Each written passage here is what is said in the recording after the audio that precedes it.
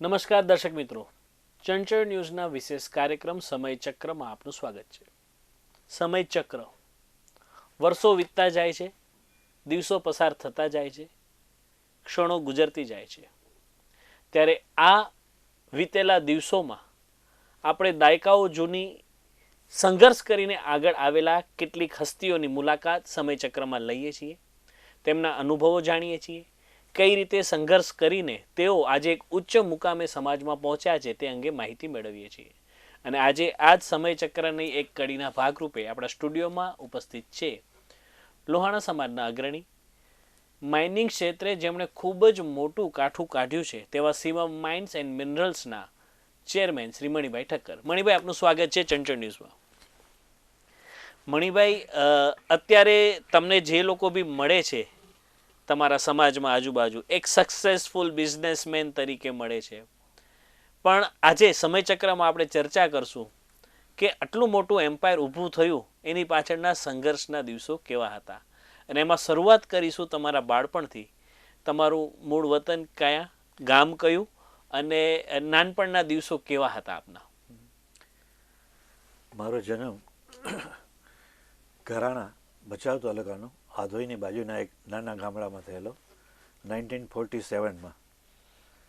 એ સમય બહુ ક્રાઇસિસનો હતો. આઝાદી પહેલાંના વખતમાં મારા ફાધર બંગાળમાં હતા અને બંગાળમાં જે વિદેશી માલની હોળી કરવાનું સ્વદેશી ચળવળ જે ચાલુ થઈ હતી એમાં એક પાર્ટિસિપન્ટ હતા અને જે તે સમયે એમની ત્યાં બંગાળમાં ધરપકડ થયેલી. ત્યાર પછી છૂટી અને એ ઘરાણા આવી ગયા. અને ઘરાણા ખાસ કોઈ નાનું ગામ હોવાથી કોઈ પ્રવૃત્તિ હતી નહીં, પણ કેટલાક કારણોસર એમ જે એક્સિડન્ટમાં પડી જવાથી એમનું થાપાનું હાડકું ભાંગેલું. એટલે બહુ વહેલી ઉંમરમાં અરાઉન્ડ 1950 એમનો દેહાંત થયો. ત્યાર પછી મારા મધર અમે બંને ભાઈને લઈ અને અંજાર શિફ્ટ થયા. અમે લોકો હું 1950થી 1960 દરમિયાન અંજારમાં જ હતો. એ દરમિયાન 1956નો ધરતીકંપ મને એકદમ યાદ છે, કારણ કે 56માં અમારી જે સ્થિતિ થઈ એ વખતે જવાહરલાલ નહેરુ ખાસ ત્યાં આવેલા અને અમને બાળકોને લાલ ગુલાબ રાખીને લાઈનમાં ઊભા રાખેલા, મને યાદ છે. પણ 56 પછી 60માં મેં ત્યાં કને એ જમાનામાં પ્રાઇમરી અને મિડલ એવી રીતે 7મા ધોરણ સુધીની વ્યવસ્થા હતી. મેં મિડલ સ્કૂલ ત્યાં અંજારમાં પૂરી કરી અને 8મા ધોરણથી અમે લોકો ભચાઉ શિફ્ટ થઈ ગયા. 8, 9, 10 અને 11 મેં મારું SSC 11મા ધોરણ ભચાઉમાં પૂરું કર્યું. અને ત્યાર પછી પરિસ્થિતિ તો બહુ નબળી હતી, કારણ કે ત્યાં અંજારમાં પણ મારા મધર છે તે બહારનું ઘરકામ કરતા ને એવી રીતે ગુજરાન ચલાવતા. જ્યારે ભચાઉમાં મારો મોટા ભાઈ, જે મારાથી જસ્ટ 4 વર્ષ જ મોટા, એ કંઈક નોકરી રહ્યા અને એમાં જે કંઈ આવક થતી એ રીતે ગુજરાન ચાલતો. પણ એ સંઘર્ષના દિવસો દરમિયાન SSC થયા બહુ ડિસ્ટિંક્શન સાથે. એટલે ત્યારે શું છે, નોકરીની આટલી બધી આજે જે તકલીફ છે એવી હતી નહીં. ત્યારે PWDમાં એક્ઝિક્યુટિવ એન્જિનિયરને પણ નોકરી આપવાના પાવર હતા. અને જે તે વખતે હું નામ લઉં જેની મદદથી મને નોકરી મળી, કાનજીભાઈ L. ઠક્કર ત્યારે ત્યાં હતા ભચાઉમાં, અને એક જેઠાલાલ D. ઠક્કર એ પણ ત્યાં હતા. એ બેની મદદથી મને તાત્કાલિક જુનિયર ક્લાર્ક તરીકેની એપોઇન્ટમેન્ટ 66માં જ મળી ગઈ. પણ મોરબી સ્થિત મારા મામાને ખબર પડી કે આને ડિસ્ટિંક્શન માર્ક્સ છે અને છતાં નોકરીમાં લાગી ગયો છે ફાઇનાન્શિયલ તકલીફને કારણે. એટલે એમણે મારા મધરને સમજાવી અને નોકરીમાંથી રાજીનામું આપીને મને મોરબી લઈ ગયા. અને મોરબી હું લોહાણા બોર્ડિંગમાં રહ્યો અને 3 વર્ષ સુધી મેં લક્ઝરી એન્જિનિયરિંગમાં 3 વર્ષનો ઇલેક્ટ્રિકલ ડિપ્લોમા કર્યો. 69માં મારું એજ્યુકેશન પૂરું થતાં હું ભુજ પાછો આવ્યો અને જ્યાં સુધી મને રેગ્યુલર જોબ ન મળે ત્યાં સુધી હું વર્ક ચાર્જ તરીકે ભુજ PWDમાં જતો કામ કરવા. મણિભાઈ, આ ખૂબ જ આપણે આગળ આવી ગયા. તમે સીધું કોલેજ થઈ ગઈ ને જોબ ઉપર પણ આવી ગયા. અમારે થોડાક તમારા બાળપણના, તમારું જે ગામ હતું, થોડી ગામ વિશે વાત કરો. એ ગામ કેવું હતું, થોડુંક આપણે ત્યાંથી શરૂઆત કરશું. હા, એ એકદમ નાનું ગામ, ધોળિયું ગામ ને આહિર લોકોનું ગામ હતું. અને કોઈ પણ વસ્તુ મળે નહીં. સવારે એક બસ માત્ર આવે, એ બસ જાય પછી આખો દિવસ કાંઈ હોય નહીં. કારણ કે મને ખબર છે કે જ્યારે અમે શિફ્ટ કરવાના હતા ને ત્યારે હું ઘરાણાથી સામેખાડી પગે ચાલીને ગયેલો અને સામેખાડીથી અમને ટ્રેન મળી, એ અમને અંજાર લઈ ગઈ. ત્યાં કોઈ એવી કોઈ વ્યવસ્થા હતી નહીં. અને એ ઉપરાંત અમારી પરિસ્થિતિ પણ સારી નથી, કારણ કે ગામમાં કોઈ કામ કે જોબ મળે નહીં. એટલે મને મારા મધરના કહેવા પ્રમાણે જે મને યાદ છે કે ત્યારે આધોઈથી સામેખાડીનો રોડ બનતો હતો. એ રોડ ઉપર જે રોડ વર્ક હોય ને એના પર મારા મધર કામ કરવા જતા. અને અંજાર ગયા પછી પણ એવી સ્થિતિ હતી કે હું સ્કૂલમાં તો દાખલ થઈ ગયો, પણ મારા મધર જે બીજા લોકોના જે કામ કરે, વાસણ કે કપડાં, કે તો જો કપડાં લઈને અંજાર તળાવ પર ધોવા જાય તો વળતા કપડાં ભીના હોય એટલે એનાથી ઉપડે નહીં. તો મને યાદ છે કે હું તળાવ પર જતો અને વળતા એ કપડાની ડોલ હું ઉપાડી આવતો. એવી પરિસ્થિતિમાં, અને ત્યારે તો એટલી બધી ખરાબ પરિસ્થિતિ કે હાર્ડલી તમને રોટલો શાક મળે એમ ખાવા. એટલે ત્યારે પરિસ્થિતિ બહુ ખરાબ હતી. પણ ભચાઉ મારા મામાનું બહુ મોટું ફેમિલી, એમનો મને બહુ સાથ મળ્યો. એ નગરસેઠ કહેવાતા. એટલે અમારી જે કંઈ તૂટ ફૂટ જે કંઈ થાય એ લોકો ખોટ પૂરી કરી દેતા. અને મોરબીમાં જે મારા મામા રહેતા, મારા 5 મામા હતા, એ પૈકી એક મોરબી રહેતા. એ મને ભણાવવા લઈ ગયા અને એમની મદદથી હું ભણ્યો. વાત થઈ અભ્યાસની, તમે કીધું એમ ખૂબ જ સંઘર્ષમય દિવસો હતા કે કોઈક વાર જમવાનું પણ રોટલી શાક મળે આવા દિવસો. તો પછી આગળનું કેરિયર તમે અભ્યાસનું કઈ રીતે વિચાર્યું કે શું થવું જોઈએ આમાં, કઈ રીતે વિચાર્યું? ત્યારે મારા ડિસ્ટિંક્શનને કારણે હું 2 મહિના મેં નોકરી કરેલી, એટલે હું બહુ મોડો હતો કોલેજમાં જવા માટે. એ વખતે ત્યાંના જે પ્રિન્સિપલ હતા ને એ પારસી હતા, પણ બહુ સ્ટ્રિક્ટ હતા. PS કલવાચવાલા, એનું નામ બહુ ગુજરાતમાં ફેમસ હતું. પછી તો એ આખા ગુજરાત લેવલના ટેકનિકલ ઇન્સ્ટિટ્યૂટના ડાયરેક્ટર હતા. પણ હું ત્યાં ઓમ સોબર માણસ, પણ એમને કડક તરીકેની છાપ બહુ, કોઈ એની પાસે નજીક જાય નહીં. 2 મહિના મોડા ગયા પછી હું સાંજના મોરબી પહોંચીને એમના ઘરે ગયો. ત્યારે મોરબી જવામાં પણ બહુ તકલીફ હતી. અમે લોકો મોરબી જવું હોય તો ભચાઉથી બસ મળે ગાંધીધામની, ગાંધીધામ રાત રોકાઈ જાય ક્યાંય ને ક્યાંય, અથવા રેલવે સ્ટેશનમાં. ત્યાંથી સવારની ટ્રેન મળે કંડલાની, અને કંડલાથી અમને એક લોન્ચ મળે, એ નવલખી લઈ જાય. એટલે 8-9 વાગે 10 વાગે નવલખી પહોંચી. ત્યાં 3-4 કલાક રોકાયા પછી નવલખીથી રાજકોટની વાયા મોરબી ટ્રેન મળે, એમાં હું જતો. એમાં જઈને સાંજના એમના ઘરે ગયો તો છાપ તો એમની ખરાબ, પણ મને તો કાંઈ ખબર નહીં, ઇનોસન્ટલી હું તો ગયો. મેં એને વાત કરી અને મારી માર્કશીટ બતાવી.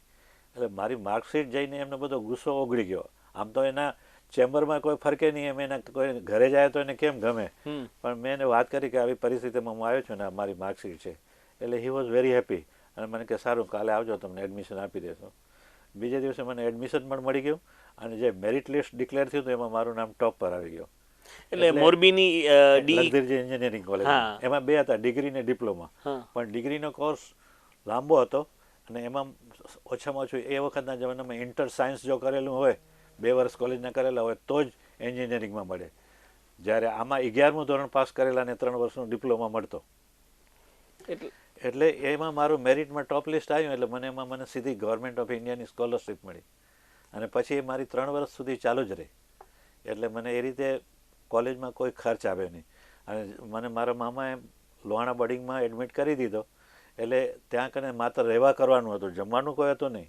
એટલે રહેવા કરવાનું ફ્રી થઈ ગયું. જ્યારે જમવાનું જે મને ખર્ચ હતું એમાં મેં એ વખતે કચ્છના જે સ્કોલર, અમુક જે સારા લોહાણા અમારા સમાજના, મેઘજી ભૂલચંદ અને લખપત લોહાણા બોર્ડિંગ એવા ઘણા ટ્રસ્ટો હતા, એમાંથી મને દર મહિને 30 થી 60 રૂપિયા વચ્ચે સ્કોલરશીપ આવતી. એમાં મારો જમવાનો ખર્ચ નીકળી જતો. મિત્રો બન્યા કોલેજમાં તમારા? નહીં, ખાસ મારું શું છે કે કોન્સન્ટ્રેશન હતા. મિત્રો તો હતા જ, પણ મારું કોન્સન્ટ્રેશન, કારણ કે હું છે ને 8મા ધોરણથી ABCD શીખ્યો હતો, અને ત્યાં બધું મીડિયમ ઇંગ્લિશમાં હું દાખલ થયો. એટલે it was very tough and hard for me.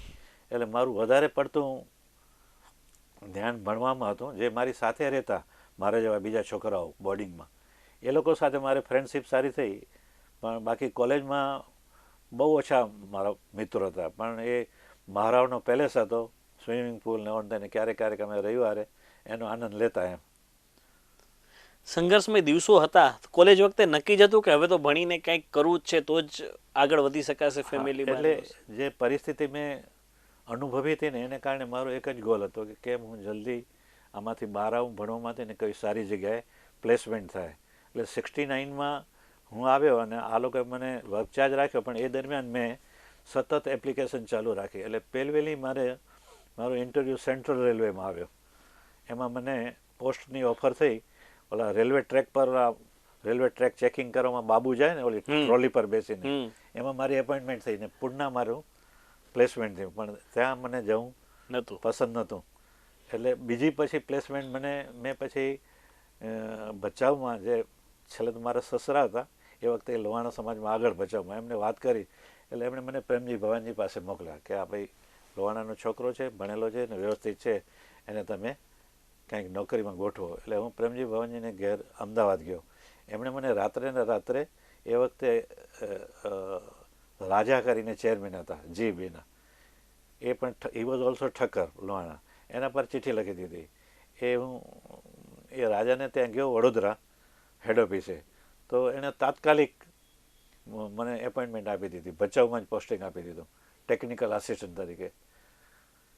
એ વખતે એના સેક્રેટરી પણ મને યાદ છે, હી વોઝ ઓલ્સો કચ્છી, રાઠોડ કરીને હતા. એને તરત મને એપોઇન્ટમેન્ટ લેટર આપી દીધો, હું આવી ગયો. પણ એ દરમિયાન મારો ઇન્ટરવ્યૂ આકાશવાણીમાં આવ્યો અને આકાશવાણીમાં પણ હું ઇન્ટરવ્યૂમાં સિલેક્ટ થઈ ગયો. એટલે I prolong to join with the GB. અને એમણે મને ખાતરી આપી આકાશવાણીએ, કારણ કે આકાશવાણી એ દિવસોમાં રિજિયોનલાઇઝ કરવાનો વિચાર કરતી હતી. આકાશવાણીમાં 100% એમ્પ્લોયી આઈધર નોર્થ અથવા તો સાઉથના હતા. ગુજરાતના કેન્દ્રમાં કોઈ ગુજરાતી બહુ ભાગે જ હતા. એટલે એમણે લોકલ ઇન્ટરવ્યૂ કન્ડક્ટ કર્યા અને અમને 4 એન્જિનિયરોને સિલેક્ટ કર્યા. એટલે આ લગભગ 69 એન્ડમાં થયું.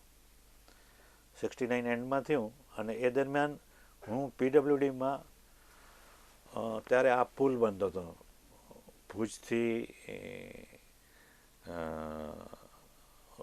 સૌરાષ્ટ્રમાં જવું હોય તો સુરજબારી પાસે કાંઈ લાકડાનો પુલ હતો, એમાં આવજા થતી હતી. એટલે એનું કન્સ્ટ્રક્શન ચાલુ હતું. એટલે હું ત્યાં મારી એ લોકો મને ડ્યુટી મૂકી હતી, એટલે હું અવારનવાર જતો. અને મારું પછી પ્લેસમેન્ટ આવી ગયું 70 જાન્યુઆરીમાં. એટલે હું જોડાઈ ગયો ને ઇમિડિયેટલી પુલનું ઓપનિંગ થયું ને ઇન્દિરા ગાંધી ત્યાં આવ્યા અને ત્યારે હું I was on duty. Okay, હા, ત્યારે તમને જવાહરલાલ નહેરુ અને ઇન્દિરાજી બંનેને મળવાનો મોકો મળ્યો. મેં એનું રેકોર્ડિંગ કર્યું ત્યાં મારા બીજા એન્જિનિયરો સાથે. ત્યાર પછીનો મારો સારો અનુભવ આકાશવાણીનો એ હતો કે immediately 72-73 if I don't miss પહેલી રણજી ટ્રોફી જ્યુબિલી ગ્રાઉન્ડ પર રમાય સૌરાષ્ટ્ર અને મુંબઈ વચ્ચે. એમાં પણ હું ત્યાં બૂથમાં બેસીને I was recording the program. અને પછી બીજી એક રણજી ટ્રોફી મેં એટેન્ડ કરી ભુજમાં, ત્યારે બરોડા અને મુંબઈ વચ્ચે હતો. એટલે અંશુમન ગાયકવાડ ને એ વખતે ઓલો આપણા કેવો છે બહુ ફેમસ ક્રિકેટર છે કોહલી પહેલાંનો, ગવાસ્કર, એ બધાને મને ચાન્સ મળ્યો હતો મળવાનો. અને આકાશવાણીમાં મને બીજો લાભ એ મળ્યો કે મને આમ સંગીતની હોબી હતી. એટલે ફ્રી ટાઈમમાં અમે લોકો લાઇબ્રેરીમાંથી રેકોર્ડો કાઢીને જે આ ક્લાસિકલ સંગીતને વગાડતા અને કેટલીક અમે કોન્સર્ટ પણ એટેન્ડ કરી. ત્યારે શું આકાશવાણીમાં એવું હતું કે એક ચેઇન બુકિંગ હોય, આખા ઇન્ડિયામાં એક જ આર્ટિસ્ટ ફરે, જેમ કે અબ્દુલ અલી જફર ખાન, પછી હરિપ્રસાદ ચોરસિયા, એ ટાઈપના કલાકારોને ખૂબ એટેન્ડ કર્યા. પણ એ બધા દરમિયાન મારી એક અંદર આંતરિક ભાવના એવી હતી કે જે સંઘર્ષ કરીને હું બહાર આવ્યો હતો. એટલે એ વખતે મારો પગાર મને આઈ રિમેમ્બર કે 356 રૂપિયા બેઝિક પગાર હતો.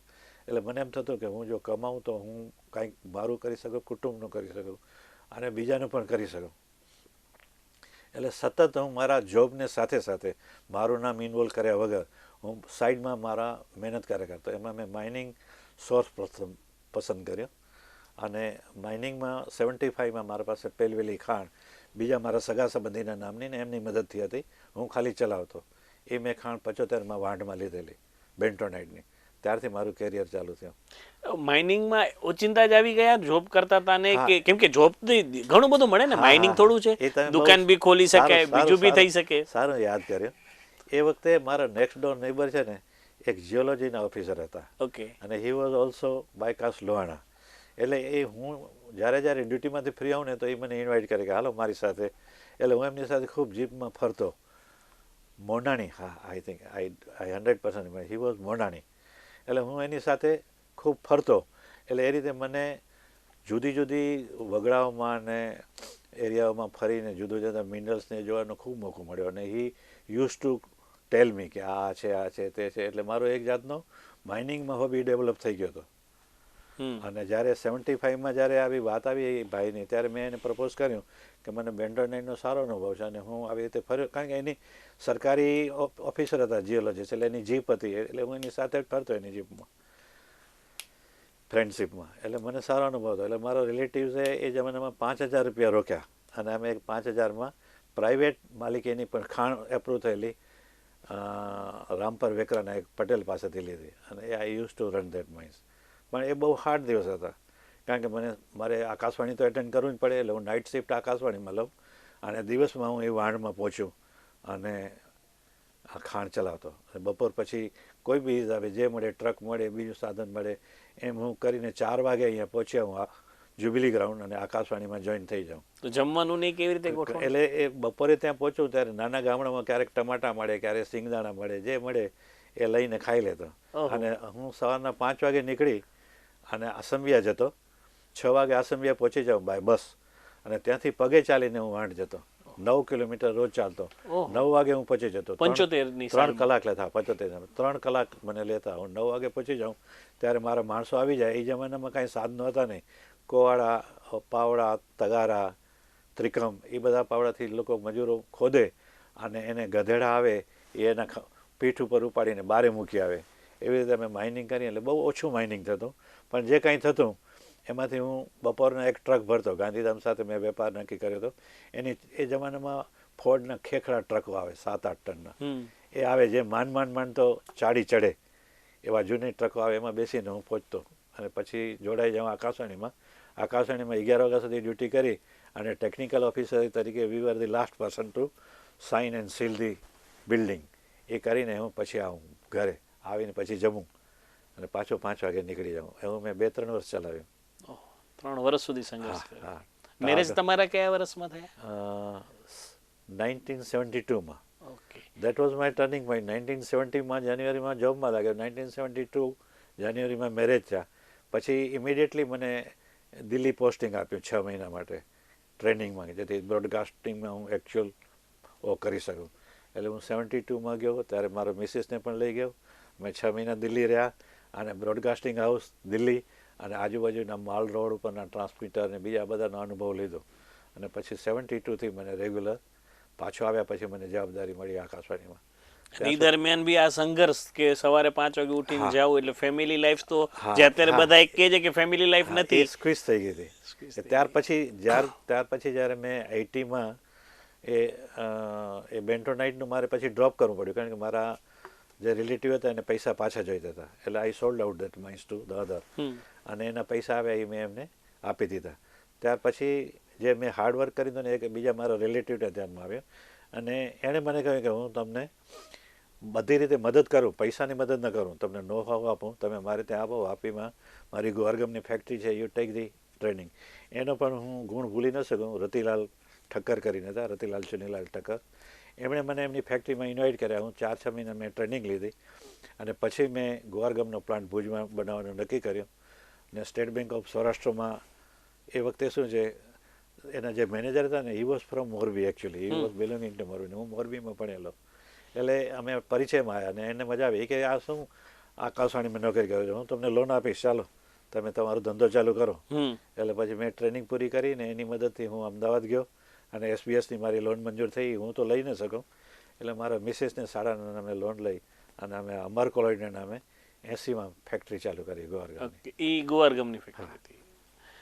આની પહેલા, હવે આની આગળની જર્ની વધારી એની પહેલા દેશના 2 મહાનુભાવ જવાહરલાલ નહેરુ ને ઇન્દિરા ગાંધી, એને મળવાનો જોવાનો તમને લાહવો મળ્યો છે. બહુ જુજ્જડ લોકો હશે હવે આજની પેઢીમાં કે જેમણે તેમને જોયા હશે, એમને સાંભળ્યા હશે. એ અનુભવ કેવો રહ્યો એના વિશે થોડીક દર્શકોને. જવાહરલાલ નહેરુ વખતે તો હું બહુ નાનો હતો. એ 56માં ધરતીકંપ આવ્યો ત્યારે એ ધરતીકંપનો મારો અનુભવ પણ વિચિત્ર હતો. હું બહાર હતો ને ઘરે આવતો હતો તો શેરીમાં ડાબેથી જમણે, જમણેથી ડાબે, ચારણીમાં ચાડીએ કેમ એવી રીતે હું આડોઅવડો થતો હતો. અને જ્યારે અંજારમાં ઘણું નુકસાન હતું એ વખતમાં. અને જવાહરલાલ નહેરુની જ્યારે ફિક્સ થઈ ત્યારે અમે ત્યાં અંજારે અમારા લોહાણા સમાજનો નાતનો ડેલો કહેવાતો, ત્યાં સ્કૂલ ચાલતી 1 થી 4 ધોરણની, એમાં હું ભણતો હતો. એટલે અમને ત્યાં બાજુમાં જ હતું. એ લોકોએ ત્યાં આખું છાપરાનું ટીન સિટી ઊભું કર્યું હતું. એટલે અમને ત્યાં લાઈનમાં ઊભા રાખ્યા અને જવાહરલાલ નહેરુ મને ખબર છે ઓપન ગાડીમાં આવ્યા હતા. અમે બધાએ આમ ફૂલ સામે કરેલું લાલ ગુલાબ એમ. એટલે બહુ એ વખતે તો નાનો હતો એટલે બહુ કાંઈ સમજ નથી, જે કાંઈ કહેવામાં આવ્યું એમ કર્યું. તો બી ઘણું યાદ છે તમને.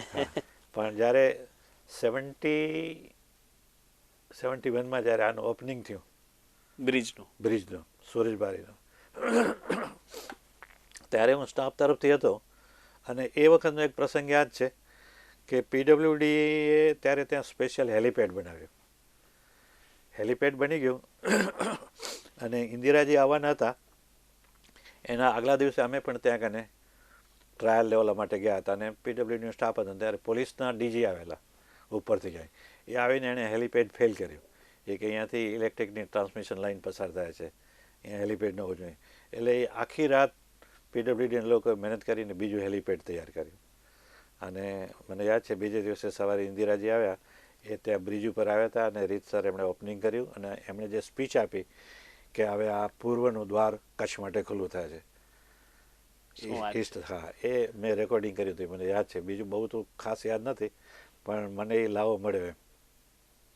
જોકે એ વખતે મારાથી સિનિયર એન્જિનિયર હતા એટલે આઈ વોઝ આસિસ્ટિંગ ધેમ, કારણ કે મારું તો હજુ નવું હતું એટલે મને બહુ કાંઈ એટલી ટેકનિકલી ખબર ન પડે, બટ આઈ વોઝ હેલ્પિંગ ધેમ. અને અમે રેકોર્ડિંગ કરેલું મને યાદ છે. અને ત્યારે બાજુનો જે લાકડાનો પુલ હતો એને પછી ડિસમેન્ટલ કરવામાં આવ્યો. મણિભાઈ, તમે કીધું એમ 1980માં કંપનીની સ્થાપના થઈ પછીની જર્ની કેવી રહી, ખાસ કરીને માઇનિંગ ક્ષેત્રમાં? પછી ડેવલપમેન્ટનો રસ્તો કેવી રીતે ખુલ્યા? કેમ કે કચ્છ તો સાવ છેવાડાનો, ભારત દેશના છેવાડાનો પ્રદેશ, અને તમે જે બેન્ટોનાઇટનો બિઝનેસ પડ્યો એ તો વિશ્વ લેવલે તમારે કરવાનો હતો, તો એ કેવી રીતે આખું મેનેજ કર્યું? એટલે 80માં જે અમે ગોરગામ કર્યું ને ત્યારે એ ભાઈની અમને બેકિંગ હતું ધંધાકીય રીતે અને બીજું એમનું પેમેન્ટ રોકાણ કાંઈ નહોતું. પણ એ 82-83 સુધી હું જોબ વર્ક કરતો એક્સપોર્ટનું અને ચાલતું.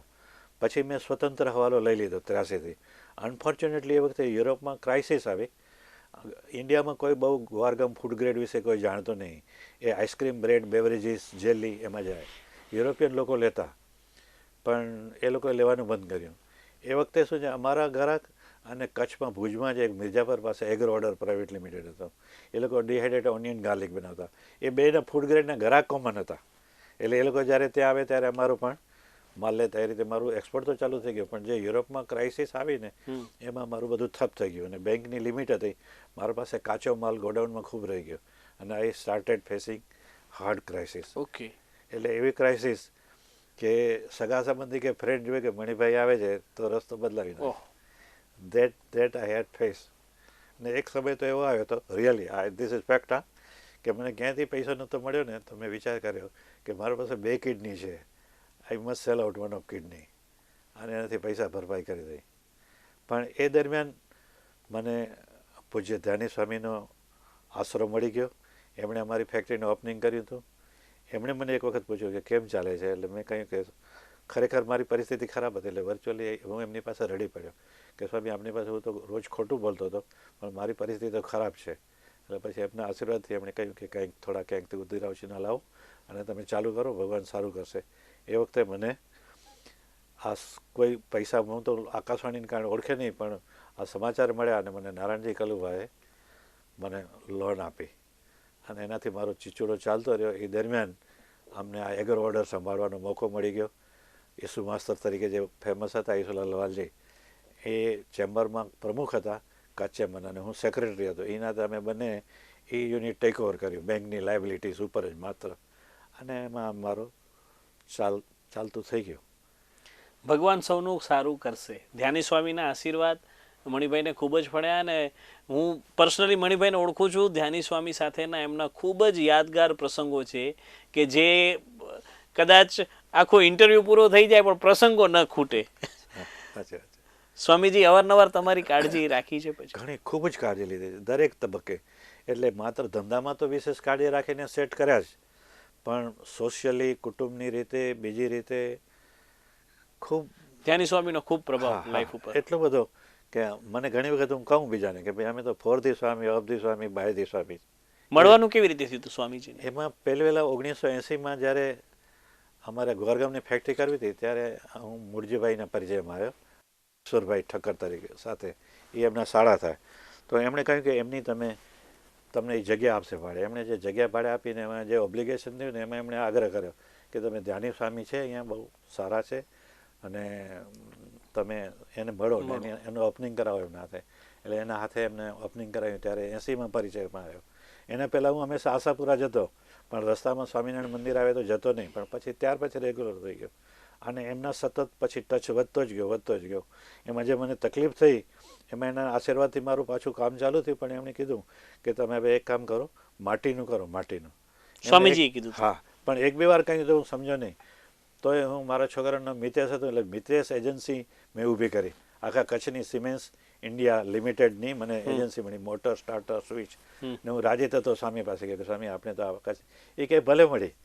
એમાં એમને કાંઈ ઓલું રાજી પણ આવે કે હું તમને કહું છું ને તમે માટીનું કરો.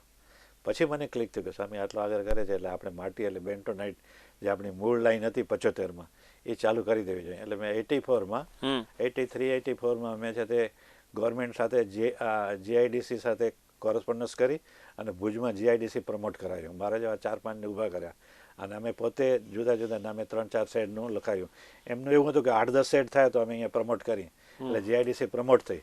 ને એમાં મેં મારા જૂના કોઈ મિત્રની મદદથી એક જૂનું પલ્વરાઇઝરને મોટર લાવી અને મેં એક સ્ટાર્ટ કર્યું બેન્ટોનાઇટ પલ્વરાઇઝિંગનું, જેમાં મને આશાપુરાની હેલ્પ મળી. આશાપુરાનું જોબ વર્ક કરતો, પણ કાળક્રમે એવું થયું કે કોઈ સ્ટાફની ઓલી કહેવાથી અમારું જોબ વર્ક બંધ થયું. એટલે મારી તો એક્સપોર્ટની લાઈન હતી, એટલે મેં બેન્ટોનાઇટનું એક્સપોર્ટ ચાલુ કરી દીધું. અને એમાં સ્વામીના તો આશીર્વાદ હતા જ, અને સ્વામીના આશીર્વાદ એવા હતા કે કાંઈ એને આપણે વન કેન નોટ ઇમેજિન, એટલું બધું હતું. એટલે એમાં અમને બહુ સફળતા મળી. સ્વામીના આશીર્વાદથી મને ફોરેનના કામ મળ્યા, સ્વામીના આશીર્વાદથી મને સ્ટીમરો મળી, સ્વામીના આશીર્વાદથી મને પોર્ટ ઉપર કામ કરવા મળ્યું. નહીંતર તો એ વખતે આશાપુરાની સામે ટક્કર લેવી, હું ગમે તે ક્યાંય ફેંકાઈ જાઉં, પણ જ્યાં ગયો ત્યાંથી મને હેલ્પ રસ્તા ખુલતા ગયા. હા, ખુલતા ગયા. અને અમારું કામ પાટે. અને એ ધંધામાં ચાલુ થયા પછી પણ એટલી મુશ્કેલી તો આવે જ, હંમેશા પ્લસ માઇનસ તો આવે. તો એમાં પણ એવી મુશ્કેલી આવી કે બાળસનું બંધ થઈ જાય બધું, પણ એમાં પણ સ્વામીએ મદદ કરી અને એમાંથી પણ મને બહાર કાઢ્યો.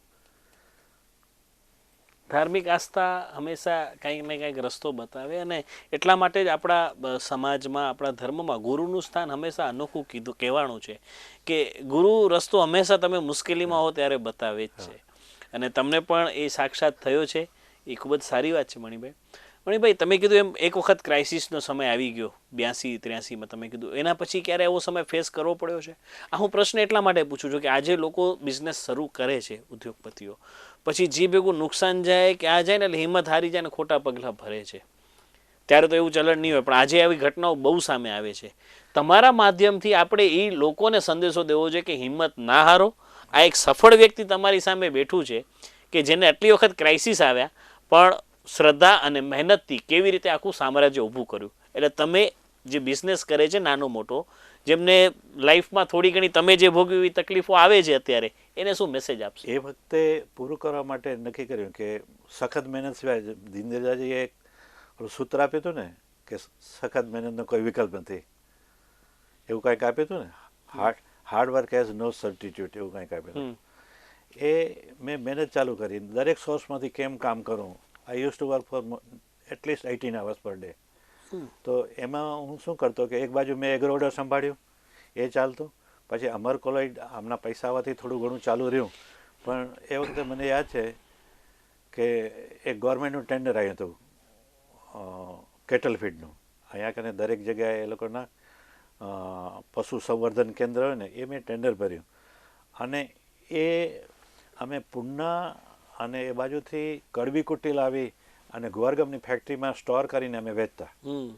એટલે એક બાજુ ગુવારગમનું કામ કરી, કડવી કુટ્ટી ગાયવાળાને વેચી અને એને સપ્લાય કરી કેટલ ફાર્મને.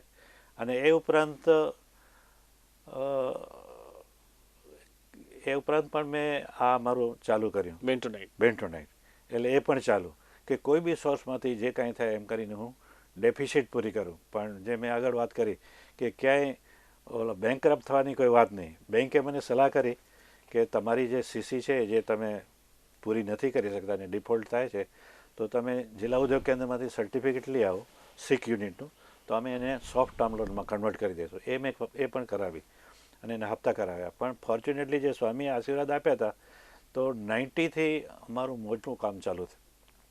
90માં મેં પહેલું શિપ જે લોડ કર્યું, તો એમાંથી જ એટલા બધા પૈસા આવ્યા કે બધી ડેફિસિટ પૂરી થઈ ગઈ, બધું ભરપાઈ થઈ ગઈ. એટલે 83થી 90 એ જે 7-8 વર્ષ મેં કાઢ્યા દેટ વોઝ વેરી હાર્ડ, કે એક બાજુ એગ્રોવર્ડના પણ કામ સંભાળવાના, જીઆઈડીસીમાં બેન્ટોનાઇટનું પણ સંભાળવાનું, ગુવારગમનું પણ જે થાય કરવાનું, કડબી કુટ્ટી માટે પૂના કે મુંબઈ પણ જવાનું. એટલે એ દિવસો બહુ હાર્ડ હતા. મને યાદ છે કે જ્યાં મુસાફરી કરતો ત્યાં બસમાં જ સૂઈ લેતો, ત્યારે કંઈ વાહન વસાવવાની તો કંઈ તાકાત હતી નહીં. અને સૌથી ઇન્જસ્ટિસ થઈ હોય તો ફેમિલીને. મણિભાઈ, આપણી પાસે જાણવા માંગીશ કે જે તમારી મેઇન કંપની છે શિવમ માઇન્સ એન્ડ મિનરલ્સ, એની સ્થાપના પછી ક્યારે કરી તમે? એ કઈ રીતે આખું 84માં Shivam minerals and allied industry પાર્ટનરશિપમાં ફ્રેમ કરી. એ ફોર્ચ્યુનેટલી શું થયું કે એક તુષાર વૈષ્ણવ ને એના ફાધરની એ કંપની એ લોકોએ એસ્ટાબ્લિશ કરી હતી, પણ એ ચલાવી નહોતા શક્યા, એટલે એ ડેડ પડી હતી. એટલે તુષાર વૈષ્ણવ એ વોઝ અ બીએસસી સ્ટુડન્ટ, તો એને મેં મારે ત્યાં અમર કોલેજમાં લેબોરેટરીમાં સેટ કર્યો અને એની કંપની મેં ટેક ઓવર કરી લીધી. એ લોકો રહ્યા નહીં. એ અમર કોલેજમાં હું ને મારા મિસિસ કે છોકરીને પાર્ટનર થઈ અને અમે આ ચાલુ કર્યું, બેન્ટોનાઇટ પીસવાનું. એના જોબ વર્કની આવક ઊભી કરી. પણ ત્યાર પછી એવું બન્યું કે સ્વામીના આશીર્વાદથી મને આ લોકોએ મલેશિયાનું મોટું કામ મળ્યું. સ્વામીએ આશીર્વાદ આપ્યા હતા કે ભાઈ સમય આવશે ત્યારે તમારી પાસે અમે દાન લેશું, અત્યારે તમારી મુશ્કેલ છે તો દાન નહીં લઈ. અને એ સમય આવ્યો જ્યારે ગાંધીનગરનું મંદિર બનતું હતું ત્યારે આ લોકો સ્વામીના હરિભક્તો આવ્યા લખાવા, ત્યારે મેં રકમ લખાવી તો એ લખવાની ના પાડતા હતા કે તમે ઓલરેડી તકલીફમાં છો, તમારાથી આટલા રૂપિયા ન લેવાય. પણ પછી સ્વામીએ કહ્યું કે એને લખી લો, એને મળી જશે. અને મને ખરેખર કામ મળી ગયું. મલેશિયાના લોકો મને શોધતા ભુજ આવ્યા અને હું જે મારા મિત્ર મોનાણી સાથે જે ચારે બાજુ ફર્યો હતો એ વખત મને કામ આવ્યું. અને ચારે બાજુ બધા તાલુકાઓમાં, અબડાસા, લખપત, માંડવી, મુન્દ્રા, બધા તાલુકાઓમાં માઇનિંગ એરિયામાં ફર્યા અને બેન્ટોનાઇટની ઘણી બધી માઇન્સો બતાવી. એણે સેમ્પલિંગ કર્યું, એમાંથી એક માઇન્સ એણે સિલેક્ટ કરી અને ત્યાંથી એપ્રૂવ કરીને મને જાણ કરી કે હવે 4000 ટન માલ મૂકો. ત્યારે ઇનોસન્ટલી મેં કહ્યું કે ભાઈ હું તો તકલીફવાળો નાનો માણસ છું, તમને આવડો માલ જોતો તો તમે આશાપુરા પાસેથી લ્યો. પણ એ લોકોએ મને બહુ ટેકો આપ્યો કે ના, અમે એવા તમને ડોક્યુમેન્ટ્સ આપશું એલસીના કે બેંક તમને ફાઇનાન્સ કરશે ને તમે એક્ઝિક્યુટ કરી શકશો. એટલે ત્યાંથી મારું પહેલું શિપમેન્ટ મેં જાન્યુઆરી 90માં કર્યું. એટલે 89-90થી મારો સારો ચેન્જ આવ્યો. એ દરમિયાન I was just pulling with the help of agro order, કે એનો જે મને અનુભવ મળ્યો એટલે એનું પણ હું એક્સપોર્ટ કરતો બહારથી માલ લઈને, કે પછી કડવી કુટ્ટી હોય, અથવા એ દરમિયાન એક મુંબઈના એક્સપોર્ટરના ટચમાં આવ્યો હતો. એની સાથે મારે સારા સંબંધ હતા, એ મને સારી રીતે ટ્રીટ કરતા. તો એણે કહ્યું કે મારા પાસે જાપાનનું એક કામ છે જુનાગઢથી, કે જે શીંગાનું તેલ કાઢ્યા પછી જે ખોળ રહે ને એ ખોળમાં 2-3% તેલ હોય, એ 2-3% તેલ બીજી ફેક્ટરીમાંથી નીકળે એટલે દેટ બિકમ્સ ડીકેક. એ જે ડીકેકના જે પીસ આવશે, અધરવાઇઝ ઇઝ અ ખોળ બટ વિધાઉટ એની ઓઇલ, એને તમે રોસ્ટ કરો અને એનો પાવડર કરો, હું તમને કામ આપીશ. એટલે એ કામ મેં પછી અમર કોલેજ ગુવારગામ બંધ કર્યું અને એ કામ ચાલુ કર્યું. એ જે મને જુનાગઢથી એ પૈસા ચૂકવી દે મારા વતી, અમર કોલેજ વતી, એ માલ મને આવે, એ માલનો હું પાવડર કરી પેક કરું અને એની સૂચના પ્રમાણે એને મોકલી આપું. એટલે એમાંથી પછી એના ખરીદીના પૈસા વળી જાય. એ માલ છે ને જામનગર જાપાન જતો અને જાપાનમાં એમાંથી બિસ્કિટ બનતા અને હજુ આજે પણ બને છે. ઓકે. જે શીંગાનો જે ડીકેક ખોળ હોય ને જેમાં બિલકુલ ઓઇલ ફેટ નથી, એના પાવડરમાંથી બીજા જે કાંઈ ઇન્ગ્રેડિયન્ટ્સ મિક્સ કરતા હોય એની સાથે અને આજે પણ બિસ્કિટ બને છે. એ માલ એ કામ મને ઘણું મળ્યું. એટલે એક કામ એ મેં કર્યું. પછી એક વખત એમની સૂચનાથી મેં ઘણી બધી કેરીની ખરીદી કરી. એ લોકોનું સિંગાપોર ને સાઉથ ઇસ્ટ એશિયામાં અથાણાનું કામ હતું, પણ એ અથાણા કેવા કે ડિહાઇડ્રેટ કેક જ મોકલવાની. આ મેંગો છે ને ડિહાઇડ્રેટ કરી પીસીસ કરી અને એના મસાલા સેપરેટલી જાય, કારણ કે ઓઇલી અથાણું એ લોકો ખાય નહીં. એટલે આ એ કામ પણ કર્યું. અને એ ઉપરાંત હજુ એક મેં કામ કર્યું હતું કે આ જે મીઠો લીમડો આવે છે ને એનું કામ મેં જાતે કર્યું ને એ ઘણું કર્યું. આજે આમનું જે અથાણાનું કામ કરતો હતો ને એમાં મારા કોન્ટેક્ટ વધ્યા અને એ લોકો એને કરી પાવડર કહે, એ કરી પાવડર મંગાવે. એટલે મને અહીંયા મીઠો લીમડો એ વખતે ₹1-1.5 કિલો ખૂબ જોઈએ એટલું મળે. એને હું મારે ત્યાં લઈ આવું, એને સૂકવી અમારા ડ્રાયરમાં, જે ગોરગમ માટે ડ્રાયર સૂકવી અને એનો પાવડર કરી અને હું મોકલતો.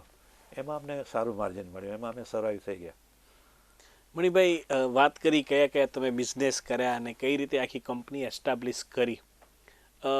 હાલના તબક્કામાં જે રીતે અગ્રણી ઉદ્યોગપતિઓમાં આપનું નામ છે, આપના ગ્રુપનું નામ છે, અત્યારે બિઝનેસ કરવો કેટલો સરળ થઈ ગયો છે અને પહેલાં જે એસ્કેવેશનથી લઈને બધી બાબતો છે કેટલી મુશ્કેલી પડતી, થોડુંક એ માહિતી આપો હા, દર્શકોને. એમાં તો વાસ્ટ ડિફરન્સ થઈ ગયો. ત્યારે બધું મેન્યુઅલ હતું. જેમ ટ્રક 7-8 ટનની મળતી એમ ખોદકામ પણ ત્રિકમથી થતું અને રોજ માત્ર 3 ટન 4 ટન માલ કાઢી શકતા. 3 દિવસે કે 2-3 દિવસે એક ગાડીનો માલ તૈયાર થાય એવી પરિસ્થિતિ હતી. અને ત્યારે ભાવ પણ એવા હતા. ત્યારે એ જમાનામાં અમે 30 રૂપિયામાં તો એ માલ વેચતા ટન. 6 રૂપિયા રોયલ્ટી પડતી સરકારની. 10 રૂપિયા આ લોકો મારા પાસે ખાણ ખોદવાના લેતા, એટલે 16 રૂપિયા. 14 રૂપિયામાં બીજા 2-3 ઇનડાયરેક્ટ કાઢી નાખો તો મને 10-11 રૂપિયા નેટ મળતા. અને હું ટ્રક ભરું ત્યારે રાજી થતો, કારણ કે 8 ટનની ટ્રક જાય તો મને એમાં 80 રૂપિયા મળે. એ 80 રૂપિયા એ જમાનામાં ઘણા હતા. એ જમાનામાં એટલી બહુ સસ્તાઈ હતી. મને ખબર છે કે મારા લગ્ન વખતે મેં જે સોનું મેં લીધું હતું નોકરીમાંથી, એ ત્યારે 200 રૂપિયા તોલું હતું. એટલે જસ્ટ ડિવિઝન કર્યું કે 80 રૂપિયા એટલે કેટલો મોટો એમાઉન્ટ કહેવાય.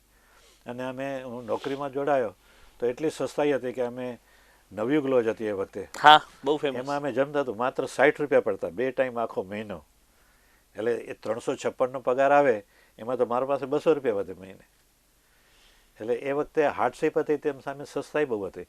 એટલે હાર્ડશીપમાં કામ કરતાં કરતાં હવે અત્યારે અમે એ સ્ટેજે પહોંચ્યા કે હવે અત્યારે રોજનું અમે 2000-3000 ટન માલ માઇનિંગ કરી લઈએ છીએ. અને અમારા બધા પોતાના ઇક્વિપમેન્ટ્સ છે. ધીરે ધીરે ધીરે જેમ એક્સપોર્ટ અમારું વધતું ગયું બેન્ટોનાઇટનું, એમ પછી ટેકનોલોજી પણ સુધરતી ગઈ કે લોડર આવ્યા, જેસીબી આવ્યા, નાના પ્રકારના માઇનર આવ્યા. હવે તો મોટા માઇનર ને પોકલેન્ડ આવી ગયા. એટલે હવે તો બહુ મોટું માઇનિંગ થઈ શકે.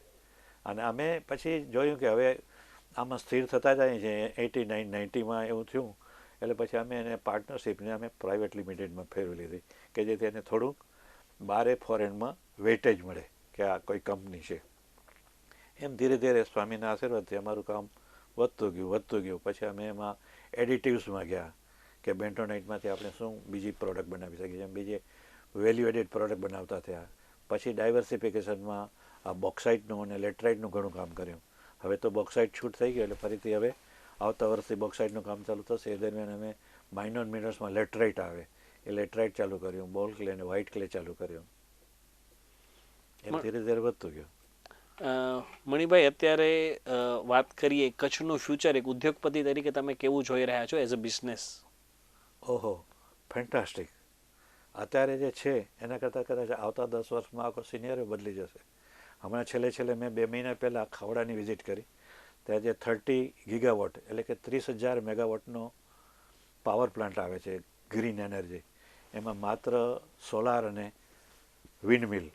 ત્યાં હજારો માણસો કામ કરે છે. એટલા મોટા પાયે કામ થાય છે, એટલી બધી રોજીરોટી આપે છે. હજારો માણસો કામ કરે છે, હજારો વાહનો, રસ્તા. જે જમીન 2 તબક્કે આપણે ડેવલપમેન્ટ, આ ખરેખર બહુ ઓનેસ્ટલી કહું તો નરેન્દ્ર મોદીને આભારી છે, બહુ ઓનેસ્ટલી. કોઈ પણ જાતની પાર્શિયાલિટી વગર. કારણ કે અમે કચ્છ ચેમ્બરમાં હતા ત્યારે એ આવ્યા અને એમણે પહેલું આ ધોરડોનું વ્હાઇટ ડેઝર્ટ ચાલુ કરાવ્યું. એટલે પહેલાં તો ટુરિઝમમાં ડેવલપમેન્ટ થયું. એટલે જેટલી આગળની જમીન હતી સિવિલિયનના કબજામાં, એ ટુરિઝમમાં આવી ગઈ. અને ત્યાર પછીની જે જમીન હતી કે જે પ્યોરલી મિલિટરીના કબજામાં હતી, આર્મીના, એ લાખો હેક્ટર જમીન, હજારો હેક્ટર જમીન હતી. એનું એમણે હવે આ ઇન્ડસ્ટ્રીમાં, ગ્રીન એનર્જીમાં પ્લેસમેન્ટ કરાયું. એટલે એ રીતે અને ધરતીકંપ પછી માત્ર 5 વર્ષનો જ બેનિફિટ આપ્યો ટેક્સમાં, પણ 5 વર્ષમાં તો આપણા મોટામાં મોટો પ્લસ પોઈન્ટ છે ને એ આપણા કંડલા પોર્ટ અને ત્યાર પછી અદાણી પોર્ટ. આ 2 પોર્ટને કારણે આખા ઇન્ડિયાના ઉદ્યોગપતિઓ આકર્ષાયા કચ્છ માટે. કારણ કે એમને ટ્રાન્સપોર્ટમાં જે કંડલાથી મંગાવીને જુદા જુદા રાજ્યોમાં લઈ જતો હતો, એ કંડલાની આજુબાજુ કચ્છમાં જ ઉદ્યોગો કરતા એમનો ટ્રાન્સપોર્ટ ખર્ચ બચી ગયો. એવી રીતે ઇમ્પોર્ટ કરવામાં જે ખર્ચ બચ્યો, એવી જ રીતે પાછો એક્સપોર્ટ કરવામાં પણ ખર્ચ બચ્યો. અને 5 વર્ષ સુધી ગવર્મેન્ટની ટેક્સ સબસિડી મળી. એ કારણે ખૂબ સ્ટીલ ઉદ્યોગ એટલો આવ્યો, સિમેન્ટ ઉદ્યોગ એટલો આવ્યો, કેમિકલના ઉદ્યોગ આવ્યા. ખૂબ અત્યારે એટલું બધું ડેવલપમેન્ટ છે કે વન કેન નોટ ઇમેજિન. અને હજુ જે આવે છે, જેમ કે અદાણી હમણાં કોપરનો મોટો પ્લાન્ટ નાખ્યો. એ સિવાય પોર્ટની એક્ટિવિટી એટલી બધી વધી ગઈ કે જે શરૂઆતમાં 1 lakh ton, 2 lakh ton, 5 lakh ton માલ જતો હશે, ત્યાં જ હવે કરોડમાં ટનમાં માલ જાય છે. દર મહિને 1 કરોડ ટન માલ નીકળી જાય છે કે એનાથી વધારે જાય છે. એટલે ટ્રાન્સપોર્ટ ઉદ્યોગને બહુ મળ્યો. એ દરમિયાન GMDCએ લિગ્નાઇટમાં સારું કામ કર્યું. હમ લિગ્નાઇટમાં જે જીએમડીસીએ કામ કર્યું એ એમનું એ સમયમાં દરરોજનો 10,000 ટનનો આઉટપુટ હતો. હમ એટલે ટ્રાન્સપોર્ટ ઉદ્યોગને ત્યારથી જ બહુ જીવન મળી ગયું. હમ આ સંજોગોમાં એક બાજુ એ દરમિયાન જે 2001 પછી ધરતીકંપથી જે ઇન્સેન્ટિવ ને બધું થયું ને એમાં નાના મોટા ઉદ્યોગો બહુ વિકસ્યા. એમાં નાના નાના સ્મોલ સ્કેલ ઇન્ડસ્ટ્રી ઉપર આખું માઇનિંગ સેક્ટર ખુલી ગયું. હમ જીએમડીસીએ તો લિગ્નાઇટનું ને બોક્સાઇટનું કામ કર્યું, પણ એ દરમિયાન લાઇમસ્ટોન છે, બેન્ટોનાઇટ છે, ચાઇના ક્લે છે. આજે ચાઇના ક્લેનો ઉદ્યોગ મમવારા નડાપા અને એ એરિયામાં બહુ મોટા પાયે વિકસ્યો છે.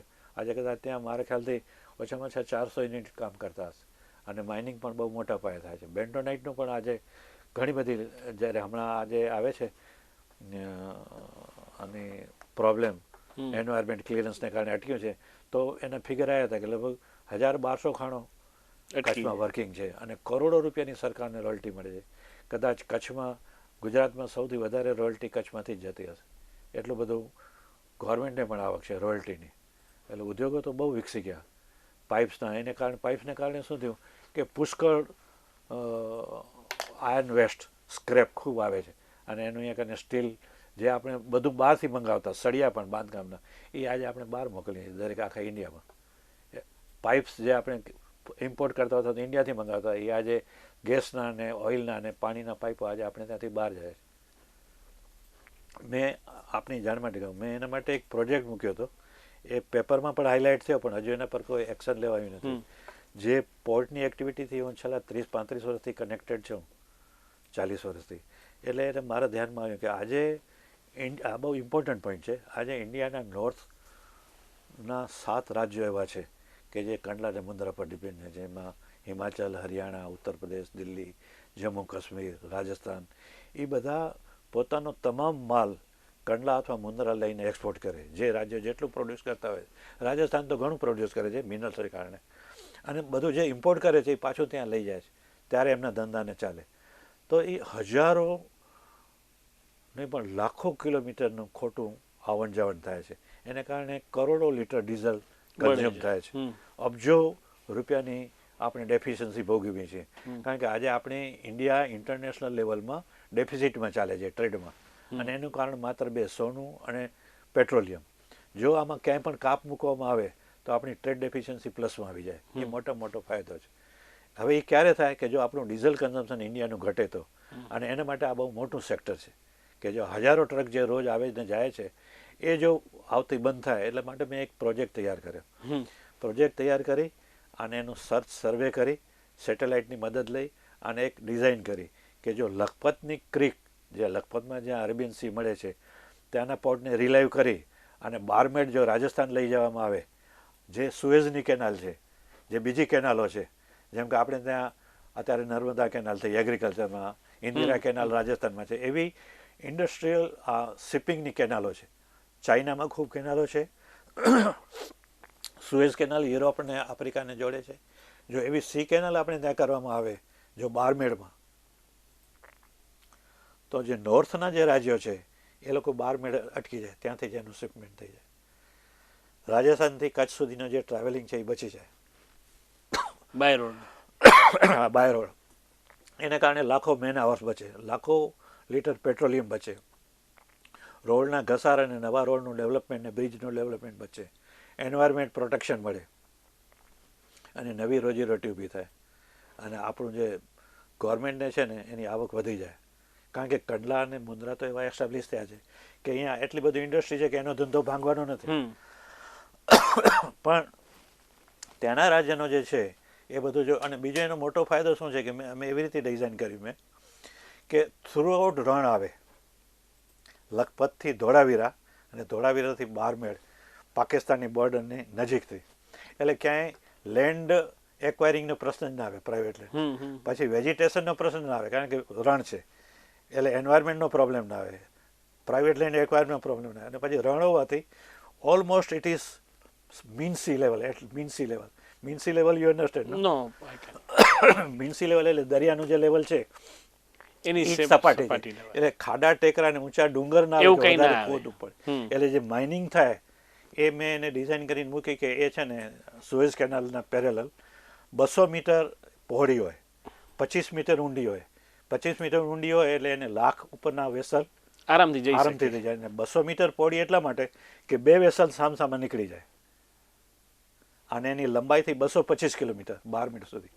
એટલે ગવર્મેન્ટ આ બહુ સારી રીતે ઇમ્પ્લિમેન્ટ કરી શકે. કંડલા કે મુન્દ્રા અદાણીને બહુ હાર્મ થાય એમ નથી. અને આ જો કરવામાં આવે તો એ જે રાજસ્થાનનો જે ડેડ એરિયા છે, જેમ આપણો કચ્છનો એક વખત ડેડ એરિયા હતો, એમ રાજસ્થાનનો ડેડ એરિયા ઉપડી આવે. લાઈવ થઈ જાય. હા, ત્યાં કને પણ મને સમાચાર છે કે કોઈ મોટી ઓઇલ રિફાઇનરી આવે છે, તો એની ઓઇલની પાઇપલાઇન પણ એને ડાયરેક્ટ પોર્ટ ઉપર મળી જાય. અત્યારે ઓઇલ બધું આપણે બાય પાઇપ નોર્થમાં ટ્રાન્સમિટ કરીએ છીએ. અને ડ્રાય કાર્ગો છે એ બાય રોડ જાય, એ બધું બચી જાય. કરોડો લીટર કે અબજો લીટર ડીઝલ બચે. એને કારણે એન્વાયરમેન્ટમાં જે સ્મોક ને જે આવે છે, કાર્બન આવે છે, એ બચી જાય. અને એટલું ઇમ્પોર્ટ આપણું ઘટે એટલે અબજો રૂપિયાની બચત થાય કે એટલે આપણી ઓટોમેટિકલી ઇન્ડિયાની જે ટ્રેડ ડેફિશિયન્સી છે એ નીકળી જાય. Manibhai, that I have already forwarded to Narendra Modi PM. તો દર્શક મિત્રો, આ હતા મણિભાઈ ઠક્કર, જેમણે તેમના સંઘર્ષના દિવસોની વાત કરી. 1947માં તેમનો જન્મ છે. 1951, 56, 70, 80, 72 ન જાણવાની ઘણી બધી વાતો આપણે એમની પાસેથી જાણી શક્યા. માઇનિંગ સેક્ટર અત્યારે કચ્છનું એક હબ બની રહ્યું છે, પણ એમાં શરૂઆત કેવી હતી, શરૂઆતના દિવસો કેવા હતા, તે પણ આપણે એમની પાસેથી જાણ્યું. અને મણિભાઈ, ખૂબ જ યાદગાર અનુભવો આજે તમે તમારી જિંદગીના શેર કર્યા છે દર્શકો સાથે. ચંચળ ન્યૂઝના સ્ટુડિયોમાં આવ્યા અને ચંચળ ન્યૂઝ સાથે વાત કરી તે બદલ આપનો ખૂબ ખૂબ આભાર સર. Okay, thank you.